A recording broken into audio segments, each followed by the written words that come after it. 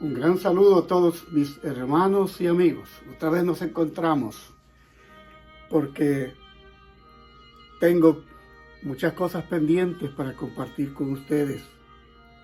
Es mi propósito, mi anhelo, mi deseo llegar hasta usted con un mensaje, con la idea de que usted y yo podamos ser edificados. Yo al compartir y usted a recibir y compartir a la vez. Para mí es un privilegio seguir compartiendo la palabra de Dios. Creo que entre tanto tengo la fuerza y mientras pueda hablar, creo que es mi privilegio y mi deber poder compartir de la palabra de Dios. Las cosas que tenemos en las Escrituras, los estudios, todo es para que no solamente nosotros tengamos ese tesoro en nuestro corazón, sino para que haya más personas que puedan ser edificados y fortalecidos por el estudio de la palabra de Dios. Lo que comparto no es nada nuevo, pero para algunos es muy posible que sea nuevo. De modo que al hacerlo siempre estoy pensando no solamente en usted que gusta de repasar la sana doctrina de la palabra de Dios conmigo, sino con aquellos que son muy nuevos en el conocimiento de las Escrituras y que es necesario que abran su corazón. Es necesario que abran su corazón. Una corta palabra de oración a Dios para pedirle que nos ilumine al estudiar. Padre nuestro que estás en los cielos, gracias por darnos el privilegio de compartir de las Sagradas Escrituras. Rogamos a ti la iluminación y la dirección de tu Santo Espíritu. Permítenos ser edificados y edificar la vida de otros. Padre, te lo pedimos en el nombre de Jesús. Amén. Muy bien. Resulta, mis queridos, que he tenido estos estudios que han tenido que ver con, dijimos, el tema general, lo que piensa la gente sobre el más allá, el estado de los muertos. Hemos estado hablando del estado inconsciente, el sueño de la muerte. En fin, hemos estado estudiando esto y por supuesto que siempre hay objeciones. Y pues voy a presentarles hoy una respuesta a algunas objeciones. Eso es lo que vamos a hacer. Y hoy vamos a usar el libro de Lucas, porque algunos textos hay algunos textos que aparentemente contradicen la doctrina bíblica de el estado inconsciente de los muertos. Y entonces queremos ir a eso. Queremos aclarar algunas cosas y debemos leerlo detenidamente, teniendo en cuenta el texto original. Cuando hablo del texto original, estoy hablando del griego, las reglas de interpretación literaria y el contexto en que se encuentran. Así que, y el objetivo de este breve estudio que vamos a tener hoy es demostrar la coherencia de la Biblia con relación al estado inconsciente de los muertos. Segundo objetivo es investigar sobre el contexto de algunos textos poco claros para nuestra cultura y a la vez ratificar la confianza por supuesto, en el texto bíblico. Eso es lo que deseamos. Y entonces, vamos a ver hoy en nuestro estudio la promesa de Jesús al malhechor arrepentido que fue crucificado a su lado. Todos sabemos que Jesús estuvo o fue crucificado en medio de dos malhechores, dos ladrones. Entonces, sabemos también que uno de ellos renegó. Uno de ellos dijo que por qué había que pedirle a este que estaba a su lado, muriendo también, si él mismo no se podía salvar, como les podía salvar a ellos. Sin embargo, el otro malhechor, entendió que Jesús en realidad era el Hijo de Dios. Y entonces tenemos este pasaje, porque si los muertos están inconscientes, si hemos dicho que los muertos no tienen su recompensa inmediata al morir, es decir, ni el fuego del infierno, como se dice, ni tampoco el cielo, porque la recompensa está todavía en el futuro. Eso es lo que dice Hechos de los Apóstoles, que está establecido que el hombre muera y después el juicio. Así es, estoy hablando de estos textos que nos muestran que hay algo establecido como principio bíblico para poder decir lo que estamos diciendo. Pero resulta que mientras ocurre la lectura de la Biblia, nos encontramos con lo que aparece en Lucas capítulo 23, verso 43. Vamos al texto. Por eso, recuerden, un texto fuera de su contexto nos hace un pretexto, ¿verdad? Entonces, aquí el texto bíblico que está en Lucas 23, 43, dice lo siguiente. Entonces Jesús le dijo, de cierto te digo que hoy estarás conmigo en el paraíso. Esta es una versión bastante reciente. Sin embargo, contiene el mismo problema de traducción que tiene la versión, las otras versiones. Y claro, es porque para los traductores, muchos de los traductores han tenido ya el sentido de que así es la cosa, que inmediatamente una persona muere y va derechito al cielo. Ahora, fíjense bien en el texto. Dice, entonces Jesús le dijo, de cierto te digo que hoy estarás conmigo en el paraíso. Entonces, miren, Jesús no podía haber prometido estar aquel viernes, porque eso sucedió el viernes, en el paraíso con el malhechor arrepentido, por las siguientes razones. La primera razón que vamos a mostrar hoy es que es seguro que el malhechor no murió el viernes. Ay, y usted va a decir, pastor, ¿qué clase de pastor es este que está diciendo estas cosas?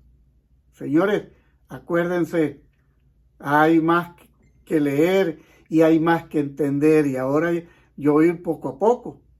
Lo que el texto indica es que solamente le quebraron las piernas a los otros, a los malhechores, naturalmente, para que no huyeran. Porque yo pensé, bueno, ¿cómo está eso? Es que resulta que el día que vinieron, que fue en la tarde, en la hora que vinieron para acabar con los que estaban crucificados, lo que sucedió es, el sábado estaba por venir, y este sábado era un sábado especial, conocido como el Gran Sábado, el Gran Shabbat. Allí caía no solamente el sábado ceremonial, sino también el sábado del séptimo día. Así que era doble sábado, digámoslo así, porque en la ley de Moisés se había establecido estos sábados para llevar a cabo las ceremonias, los rituales que hacían en estas fiestas. Así que tenían que quebrarle las piernas a los que estaban para que no huyeran, porque los iban a bajar. Los iban a bajar. Ahora, cuando vinieron al primero, se dieron cuenta que había que quebrarle las piernas, lo hicieron. Mientras que cuando vinieron a Jesús, con Jesús no sucedió así. ¿Por qué? Porque ya Jesús estaba muerto. Entonces, ¿cómo comprobamos esto? Pues con la misma palabra de Dios. Evangelio, recuerden que estamos en Lucas capítulo 23. Ahora vamos a ir al capítulo 19 del Evangelio de Juan. Versículos 32 y 33. Fueron pues los soldados y quebraron las piernas al primero. ¿Notan? Y asimismo al otro, que había sido crucificado con él. Pero cuando llegaron a Jesús, como lo vieron ya muerto, no le quebraron las piernas. Todo eso era también para que se cumpliera la profecía de que, si bien es cierto, le horadaron sus huesos y qué sé yo, pero no le iban a quebrar ningún hueso. Así que aquí el pasaje bíblico dice: aquel mismo viernes Jesús, ese viernes Jesús, cuando ya fueron para quebrar las piernas de los que estaban crucificados, entonces ya Jesús había muerto. Por lo tanto, no tenían necesidad de quebrarle las piernas. Entonces, ese viernes Jesús no fue al paraíso, sino él fue simplemente llevado a la sepultura, donde quedó hasta el tercer día, hasta el día de la resurrección.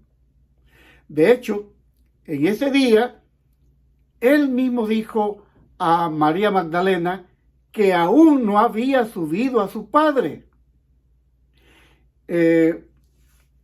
Vamos a leerlo en el capítulo, vamos a ver, este es el capítulo 20. En el capítulo 20, vamos a leer desde el versículo 15. Jesús le dijo: mujer, ¿por qué lloras? ¿A quién buscas?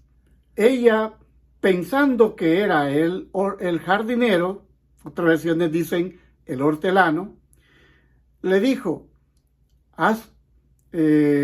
Señor, si tú lo has llevado, dime dónde lo has puesto, y yo lo llevaré. Jesús le dijo, María. Volviéndose ella, le dijo, Raboni, que significa maestro. Jesús le dijo, suéltame. La otra versión dice, no me toques. Así que suéltame sería como cuando ella los agarra y en vez, aquí dice, suéltame, no me toques. No me toques. Entonces, dice, porque aún no, estoy en el versículo 17 del capítulo 20. Si tú estás tomando en serio esto y quieres saber la verdad de las cosas, toma en cuenta esto, por favor.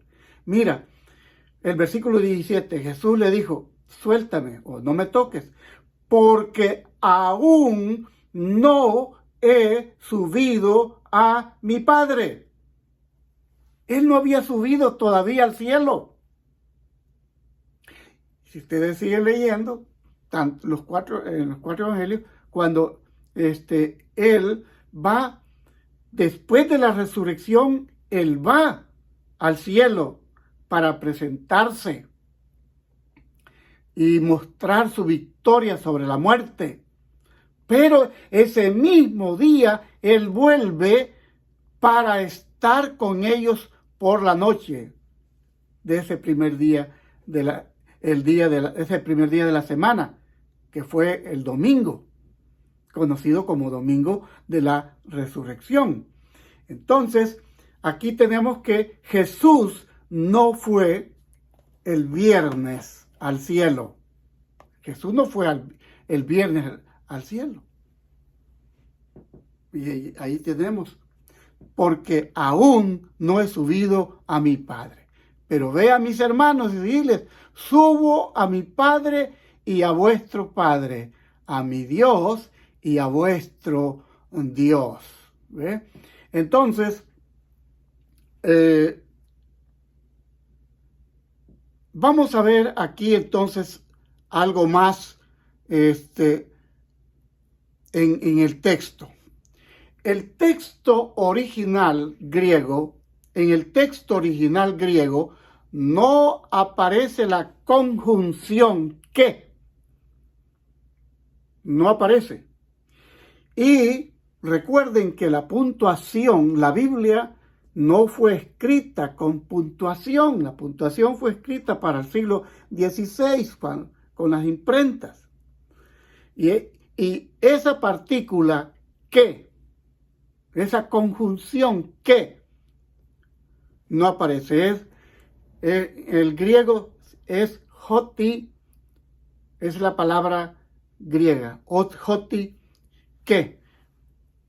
Entonces, esa no aparece empleada como podría decirse aquí en Marcos. Miren, vamos a ver el Evangelio de Marcos, capítulo 14, verso 30.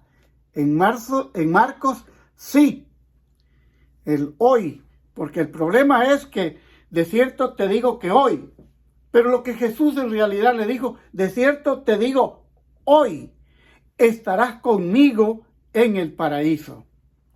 Y aquí en Marcos 14:30 hay un ejemplo de lo que, de lo que significaría usar el qué, en verdad.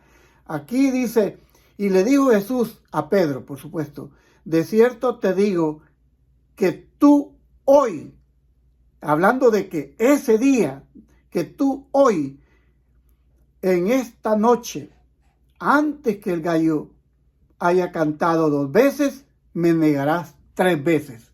Así que en ese caso, sí, se iba a cumplir hoy, en esa noche.